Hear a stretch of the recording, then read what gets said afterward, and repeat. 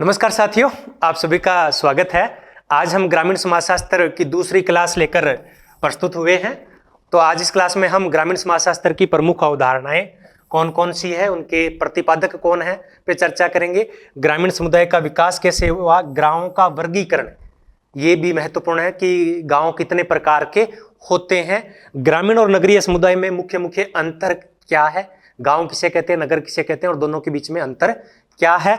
और प्रमुख ग्रामीण अध्ययन जो कल हमने चर्चा की थी, एक बार उन पे दोबारा करेंगे क्योंकि ये सबसे महत्वपूर्ण है और इससे ज्यादा प्रश्न पूछे जाते हैं। तो मुझे पता है कि अभी याद नहीं हुए हैं बुक्स और उनके राइटर और उनके अध्ययन क्षेत्र, तो एक बार आज हम फिर दोबारा उनका रिवीजन करेंगे। तो पहले बात कर लेते हैं ग्रामीण समाजशास्त्र की प्रमुख अवधारणाएं कौन कौन सी है। तो गुट समाज, भारतीय ग्रामीण समाज में गुट समाज की अवधारणा किसने दी? ऑस्कर लेविस ने दी। ये चुनावी राजनीति से संबंधित है कि गांव है वो दो गुटों में विभाजित हो जाता है। एमएन श्रीनिवास ने बहुत सारी अवधारणाएं दी है समाजशास्त्र में और सभी की सभी ग्रामीण समाजशास्त्र से संबंधित है। संस्कृतिकरण यानी कोई निम्न जाति अपने से उच्च जाति प्राय द्विज जाति के रीति रिवाजों का अनुकरण करती है तो उसे संस्कृतिकरण कहते हैं। इससे पहले इन्होंने इसको क्या नाम दिया था? ब्राह्मणीकरण नाम दिया था। पहले कहा था कि ये ब्राह्मणों का अनुकरण करती है, लेकिन बाद में उन्होंने कहा कि नहीं, केवल ब्राह्मणों का अनुकरण नहीं है, अपने से उच्च जातियों का अनुकरण है। इसमें मैंने एक बार तथ्य गलत बताया था और मैंने कई किताबों में पढ़ा है कि भूमिहार एक बिहार की जाति है जो निम्न है लेकिन प्रबल जाति है। तो बिहार की भूमिहार एक प्रभु जाति है। ये प्रभु जाति की अवधारणाएं भी इन्होंने एमएन श्रीनिवास ने दी है, लेकिन वो वहां की उच्च जाति है, निम्न जाति नहीं है। लौकिकीकरण या धर्मनिरपेक्षीकरण की अवधारणा भी एमएन श्रीनिवास ने दी। पश्चिमीकरण की अवधारणा भी एमएन श्रीनिवास ने दी। विसंस्कृतिकरण यानी जब उच्च जाति है वो अंग्रेजी रीति रिवाजों का अनुकरण करती है तो उसे क्या कहते हैं? विसंस्कृतिकरण कहते हैं। ऐसा किसने कहा? एमएन श्रीनिवास ने कहा। और एक विसंस्कृतिकरण का प्रयोग उनके लिए भी किया जाता है कि कोई उच्च जाति अपने से निम्न जाति के रीति रिवाजों का अनुकरण करते हैं तो उसे भी विसंस्कृतिकरण कहते हैं। मजूमदार का नाम भी विसंस्कृतिकरण की अवधारणा के साथ जुड़ा हुआ है। सार्वभौमिकरण और स्थानीयकरण, ये अवधारणा मैकिम मेरियट ने दी। एस.सी. दुबे ने बहुमुखी परंपरा की अवधारणा प्रस्तुत की। ये रॉबर्ट रेडफील्ड ने अवधारणा बताई थी। लघु परंपरा और वृहद परंपरा, दो परंपराओं की बात की थी। तो इसका जब उन्होंने अवलोकन किया तब इन्होंने कहा कि बहुमुखी परंपरा भी होती है, केवल दो परंपराएं नहीं है। अपने समीरपेट के गांव के अध्ययन में कर्षक समाज, लोक संस्कृति, लघु समुदाय, ये अवधारणाएं भी किसने दी? रेडफील्ड ने दी है। इन सब पे हम एक एक क्लास अलग से बनाएंगे। जितने भी ये टॉपिक आपको दिखाई दे रहे हैं इनमें से इन सब टॉपिक्स पे तो क्लासें हो चुकी है। गुट समाज, लघु समुदाय, जजमानी प्रथा, इन सब पे, जजमानी प्रथा भी एक अवधारणा है जो विलियम वाइजर ने दी। इन सब पे हम अलग से क्लासें हैं वो लगाएंगे। अब बात कर लेते हैं कि गांव का विकास है वो किस प्रकार से हुआ और भारत में गांव में वो कितने प्रकार के होते हैं। तो प्राचीन काल में, जिसे धर्म ग्रंथ काल कहते हैं, रामायण और महाभारत काल में गांव के दो प्रकार बताए गए हैं, छोटे गांव और बड़े गांव। छोटे गांव को कहते हैं घोष। घोष है वो घोषी शब्द से मिला है जिसका अर्थ होता है पशुपालक। क्या होता है? पशुपालक, या इनको बोलते हैं ग्वालों का गांव। ये छोटे गांव होते हैं। दुर्ग है ये बड़े गांव होते हैं। और इस प्रकार के गांवों को एक अन्य नाम से भी जाना जाता है, वो है पल्ली। बड़े गांव को और किस नाम से जानते हैं? पल्ली के नाम से जानते हैं। इसमें उसमें क्या था कि जो गांव का मुखिया था उस मुखिया को क्या कहते थे? ग्रामिक कहते थे। क्या कहते थे? गांव ग्रामिक। 10 गांव के मुखिया को क्या कहते थे? दासी। और 20 गांव के जो मुखिया थे उनको क्या कहते थे? निशांती। और 100 गांवों के मुखिया को क्या कहते थे? सती। और 1000 गांवों के मुखिया को क्या कहते हैं? ग्रामाधिपति। तो ये उस दौर की बात है, प्राचीन काल की बात है। और उससे थोड़ा सा और आगे आए तो कौटिल्य ने गांव के अधिकारियों के जो नाम बताए हैं वो इस प्रकार से हैं। उन्होंने गांव के अधिकारी को, मुखिया को क्या कहते हैं? गोप। ये कौटिल्य ने बताए हैं अपनी पुस्तक अर्थशास्त्र में। किसमें बताए? अर्थशास्त्र में। इन्होंने 3 प्रकार के मुखियों की बात की है। अधिकारियों की बात की है। गांव का मुखिया क्या कहलाता है? गोप। मंडल यानी 8-10 गांवों से मिलकर एक मंडल बनता है, उसके मुखिया को क्या कहते हैं? स्थानिक। और जनपद के मुखिया को क्या कहते हैं? समहरत। क्या कहते हैं? समहरत कहते हैं। अगर प्राचीन काल की बात करें तो पांड्य और चोल वंश का जो शासन था उसमें ग्राम सभाएं बहुत ज्यादा सुसंगठित थी। ग्रामीण सभाएं सुसंगठित थी। तो प्रश्न भी ये पूछा जा सकता है। बुद्ध काल के अंदर जो कर वसूलने वाला अधिकारी था उसको बोलते थे ग्राम भोजक। क्या कहते थे? ग्राम भोजक। अंग्रेजी शासन काल में कर वसूली के लिए 3 प्रकार की व्यवस्था थी: जमींदारी प्रथा, महलवाड़ी प्रथा और रेतवाड़ी प्रथा। इन सब पे भी हम एक टॉपिक बनाएंगे, भू राजस्व और भूमि सुधार, कृषक समाज। तो जब टॉपिक आएगा तो इन पे जमींदारी प्रथा पे, महलवाड़ी प्रथा पे, रेतवाड़ी प्रथा पे विशेष चर्चा करेंगे। तो ये अलग अलग क्षेत्रों में, कुछ मध्य भारत में थी, कुछ दक्षिण भारत में थी। तो ये प्रमुख प्रकार रहे हैं। अगर गांव के वर्गीकरण की बात करें तो गांव के वर्गीकरण को कई भागों में, कई आधारों पे विभाजित किया जा सकता है। नंबर 1 है सेरोकिन, जिमरमैन और गोल्पिन, जो इनकी पुस्तक थी ना, the systematic book of rural sociology. इसमें उन्होंने 2 आधारों पर, कितने आधारों पर? 2 आधारों पे गांवों का वर्गीकरण किया है। एक है घरों के संगठन के आधार पर कि घर किस प्रकार से गांव में बने हुए होते हैं। तो एक केंद्रित गांव, एक विकेंद्रीकृत गांव। केंद्रीकृत गांव में क्या होता है? घर है वो पास पास में होते हैं, और विकेंद्रीकृत गांव में घर है वो दूर दूर होते हैं। भू स्वामित्व के आधार पर, इन्होंने गांव के बताए सामूहिक गांव, जो कि गांव की जो भूमि होती है उस पर सभी गांव वालों का सामूहिक स्वामित्व होता है। सामूहिक किराएदार यानी कोई किसी भूमि को गांव वाले मिलकर किराए पे ले लेते हैं। व्यक्तिगत किराएदार, इसमें पूरा गांव किसी भूमि को किराए पे नहीं लेता है बल्कि व्यक्तिगत रूप से किराएदार होते हैं। बड़े भूस्वामी और राज्य स्वामित्व के अधीन जो भूमि होती है वो गांव। तो इन्होंने 2 आधार बताए हैं, ये महत्वपूर्ण है। मेटजन का वर्गीकरण, मेटजन ने वही जो घरों के संगठन के आधार पे है, यही 2 वर्गीकरण बताए हैं: केंद्रित गांव और विस्तृत गांव। केंद्रीकृत गांव और विकेंद्रित या विस्तृत गांव। केंद्रीकृत यानी एक जगह इकट्ठे, और विस्तृत यानी दूर दूर तक फैले हुए घर वाले गांव। तो ये 2 वर्गीकरण हो गए, सेरोकिन, जिमरमैन और गोल्पिन का, और मेटजन का वर्गीकरण हो गया है। तो मुख्य रूप से 2 ही प्रकार आते हैं, केंद्रित गांव और विस्तृत गांव। एक ग्रामीण समुदाय की परिभाषा है यहाँ पे जो कल छूट गई थी कि एरिलेउम, मेरिल और एलरीज के अनुसार ग्रामीण समुदाय के अंतर्गत संस्थाओं और ऐसे व्यक्तियों का संकलन होता है जो छोटे से केंद्र के चारों ओर संगठित होते हैं और सामान्य प्राकृतिक हितों में भाग लेते हैं। थोड़ा सा जल्दी कर रहा हूं, आज मुझे जल्दी है इसलिए। इरावती कर्वे ने गांव के 3 प्रकार बताए। पहला है समूह गांव या संहत गांव या केंद्रीय गांव, जो एक साथ बसा गांव होता है। समूह के अंदर जो गांव होता है उसे समूह गांव या संहत गांव का है इरावती कर्वे ने।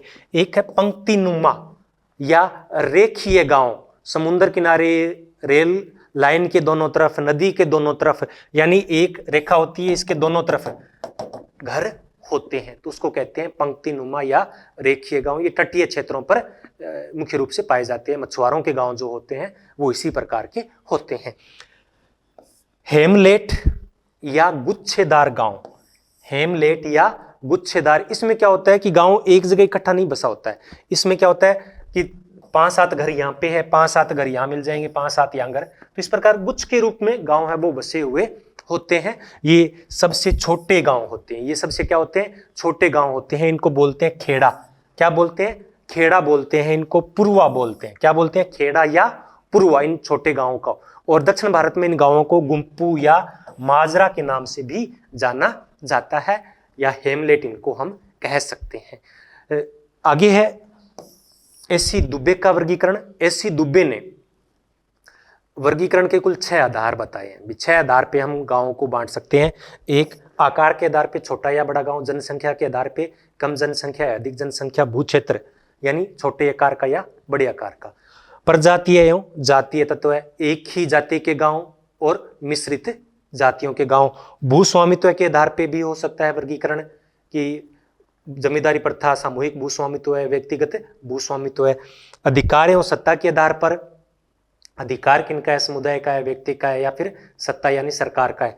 अन्य समुदायों से उस समुदाय की दूरी कितनी है और स्थानीय परंपराओं के आधार पे गांवों का वर्गीकरण किया जा सकता है। तो ऐसी दुबे ने कुल 6 आधार बताए हैं गांवों के वर्गीकरण के।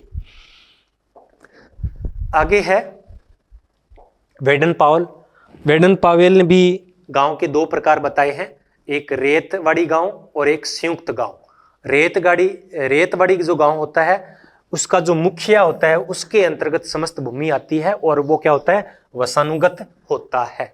यानी जिस गांव का मुखिया का पद वसानुगत होता है तो उसको रेतवाड़ी गांव कहते हैं। और संयुक्त गांव भी बताए हैं, संयुक्त गांव यानी जिसपे सामूहिक स्वामित्व होता है। तो ये किसने बताए, वेडन पावेल ने बताए हैं भूमि व्यवस्था के आधार पे। किसके आधार पे, भूमि व्यवस्था के आधार पर।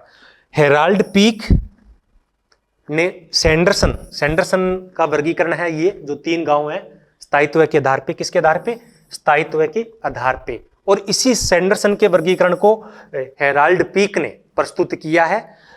प्रवासी कृषक या खानाबदोशी गांव जो कि बिल्कुल ही अस्थायी होते हैं। दूसरा है अर्धस्थायी गांव जो पशुपालन से या संबंधित होते हैं, जो एक साथ टिकते हैं कुछ दिन के लिए फिर आगे चले जाते हैं। और फिर अस्थायी गांव जो एक स्थान पे बस जाते हैं फिर इधर उधर नहीं जाते हैं।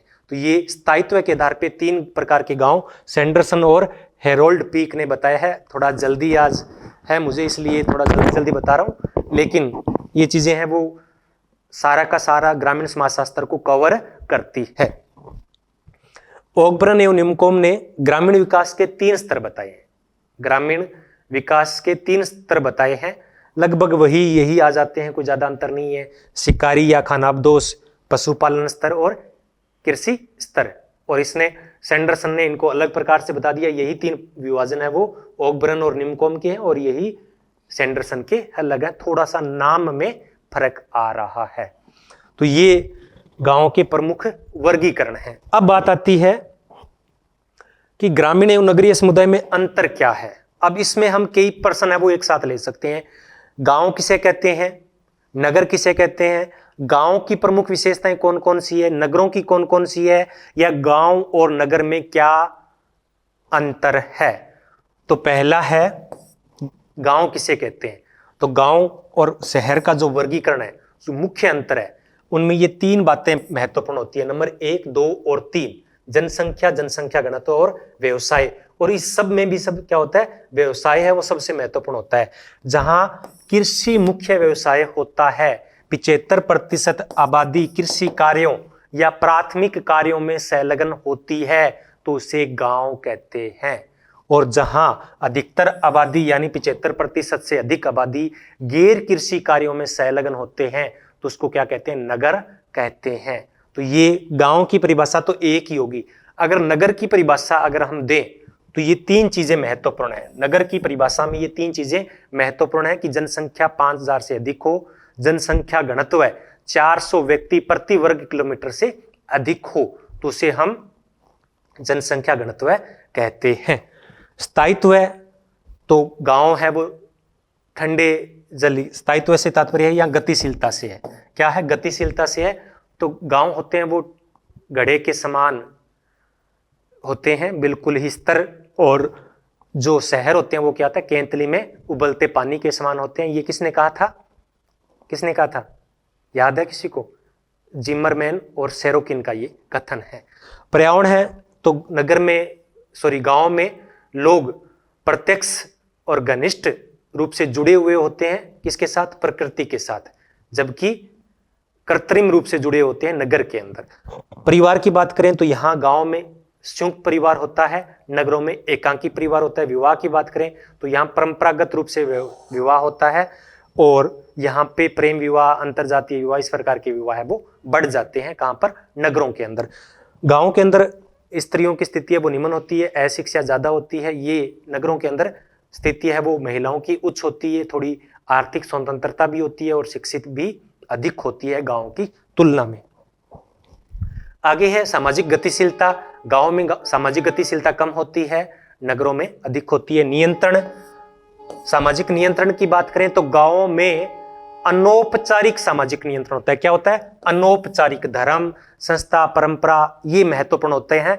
और शहरों के अंदर औपचारिक सामाजिक नियंत्रण होता है, जिसमें कानून, न्यायालय, जेल ये सब आ जाते हैं।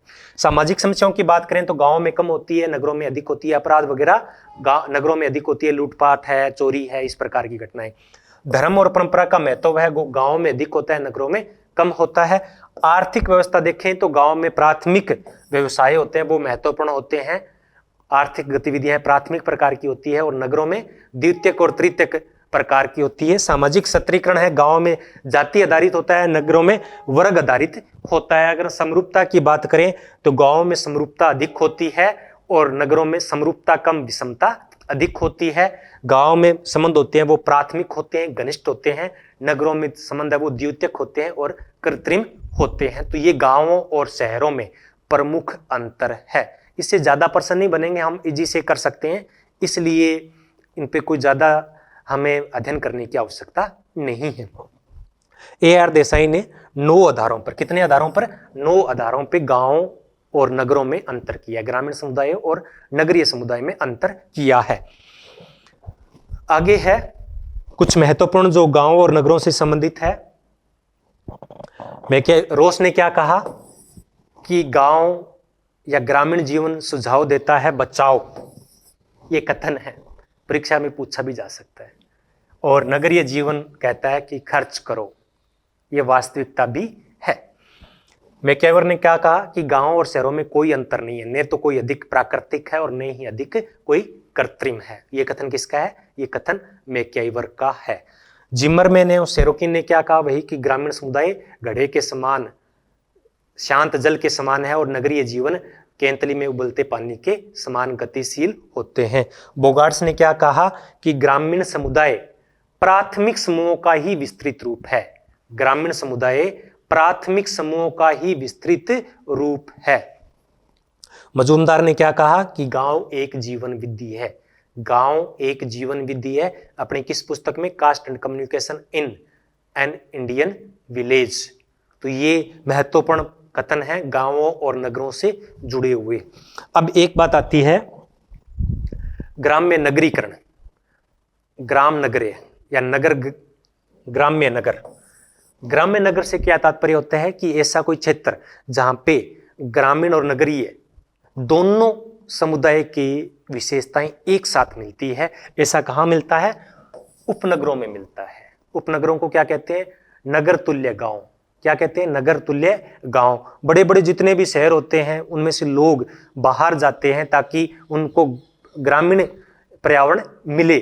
और होटल वगैरह भी इस प्रकार से होते हैं, जैसे कि जयपुर के अंदर चौखी ढाणी नाम से है, दिल्ली के अंदर भी आसपास के क्षेत्र में जो ग्रामीण परिवेश के होटल वगैरह मिल जाएंगे। तो ये क्या है? ग्राम्य नगर। बिर्थ ने दोनों को अलग अलग किया था कि गांव एक जीवन पद्धति है और नगर एक जीवन पद्धति है। दोनों अलग अलग प्रकार की जीवन पद्धति है। एक है लोक नगर सातत्य। लोक नगर सातत्य ये अवधारणा किसने दी? ये रेडफील्ड ने दी थी। तो इसमें उन्होंने कहा था कि गांव में जो घटित होने वाला नगरीय परिवर्तन है वो इसके अंदर शामिल आता है। लोक नगर सातत्य, फोक अर्बन कंटिन्यूम। तो ये प्रश्न अब ये पूछा भी गया था एक परीक्षा के अंदर। अगर हम बात करें कि ग्रामीण समुदाय के अंदर विघटन के कारण क्या है, तो ये भी कोई ज्यादा महत्वपूर्ण नहीं है। आप इजी से बता सकते हो कि औद्योगिकरण, नगरीकरण, पाश्चात्य सभ्यता का प्रभाव, नई अर्थव्यवस्था, नए कानून, नई राजनीतिक व्यवस्था, व्यक्तिगत सोच, भौतिकवादी सोच, ये सब पश्चिमीकरण, ये सब के कारण ग्रामीण समुदाय वो आजकल विघटित होते जा रहे हैं। तो ये प्रमुख थे। जो आगे क्लास आएगी उसमें हम लघु समुदाय, जजमानी प्रथा, कृषक समाज, भू राजस्व की व्यवस्था, इन सब पे विस्तार से चर्चा करेंगे। अलग अलग सब पे अलग अलग वीडियोस बनेंगे।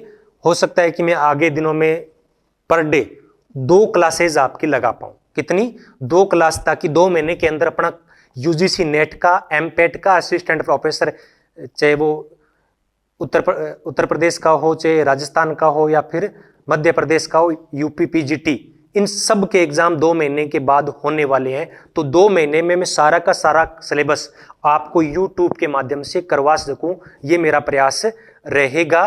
फिर भी बार बार मुझे कॉल आते हैं, सर हमें तो नोट्स ही चाहिए, हमें तो रिकॉर्डेड क्लास ही चाहिए। तो रिकॉर्डेड क्लास ही है, ये क्लास में अगर किसी ऐप पे दे दूं तो मुझे भी कमाई होगी और आपका भी नुकसान होगा, लेकिन ये क्लास शायद आपको फ्री नहीं मिल रही है। इसमें बार बार, क्योंकि मुझे लगभग रोजाना 40-50 कॉल आते हैं, रोजाना 40-50 कॉल आते हैं कि सर हमें नोट्स दे दीजिए, हमें रिकॉर्डेड क्लास दीजिए, यूट्यूब से हमें नहीं पढ़ना है। तो मैं उनको नहीं समझा पा रहा हूँ और इसी प्रकार कॉल आते रहे तो शायद मुझे भी यूट्यूब पे बंद करके अपना कोई कमाई का जरिया ढूंढना पड़ेगा। तो प्लीज नोट्स के लिए ना कहें, आप खुद के नोट्स बनाएं। नोट्स का मतलब ही खुद के नोट्स होते हैं। महात्मा बुद्ध ने क्या कहा था, अपने दीपक खुद बनो। तो अपने नोट्स खुद बनाओ, कब तक दूसरों पे आश्रित रहोगे। और अब तो मुझे खबर मिल रही है कि 20-25 हजार रुपए लिए जा रहे हैं क्लासों के नाम पे, 20-25 हजार रुपए, और वो भी समाजशास्त्र की class.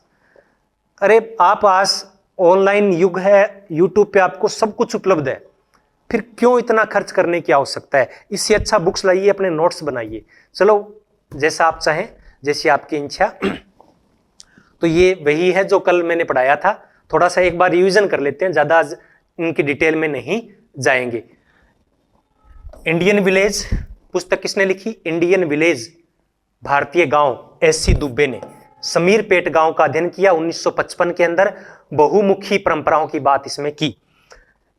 Village India, Indian village का ये उल्टा है विलेज इंडिया। मैकी मेरियट किशनगढ़ी गांव का अध्ययन किया 1955 में, ये पुस्तक आई।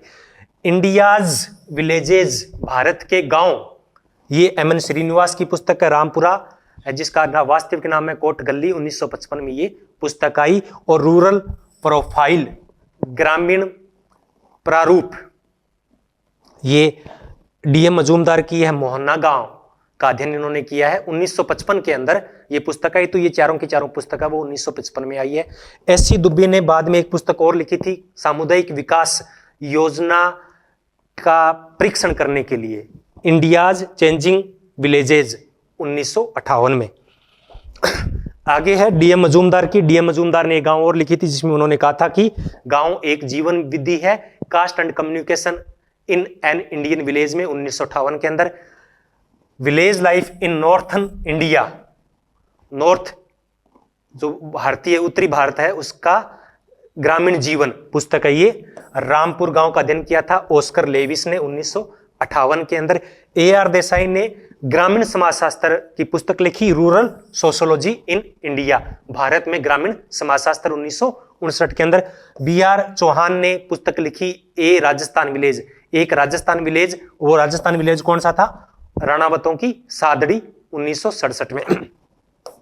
एफ.जी. बेली, बिसिपारा ओडिशा का ये गांव है और इसके आधार पे इन्होंने पुस्तक लिखी थी, कास्ट एंड इकोनॉमिक फ्रंटियर, 1957 में। रामकृष्ण मुखर्जी ने 2 पुस्तकें लिखी है, बांकुरा जिले के उन्होंने 6 गांवों का अध्ययन किया था जिसपे लिखी थी 6 विलेज ऑफ बंगाल। इसी प्रकार से एक के.एल. शर्मा ने लिखी थी 6 village of Rajasthan, KL. Sharma ने। एक पुस्तक है the dynamics of the rural society, 1957 में। ये पुस्तक भी किनकी है, रामकृष्ण मुखर्जी की है। ग्रामीण समाजशास्त्र से जुड़ी हुई है, वो राधा कमल मुखर्जी नहीं है, वो कौन है, रामकृष्ण मुखर्जी है। आंद्रे बितेई ने तमिलनाडु के तंजौर जिले के श्रीपुरम गांव का अध्ययन किया जिसका वास्तविक नाम था अगरहरम, 1965 में। और इनकी पुस्तक का नाम था कास्ट क्लास एंड पावर, जाति वर्ग और शक्ति। इनको क्या कहते हैं, भारत का मैक्स वेबर भी कहा जाता है। क्या कहा जाता है, भारत का मैक्स वेबर भी। लाइक शेयर एंड सब्सक्राइब करना ना भूलें अगर अभी तक आप यहां तक पहुंच चुके हैं, और आपने इतने प्रेम से मुझे सुना, इसलिए आप सभी का बहुत बहुत धन्यवाद।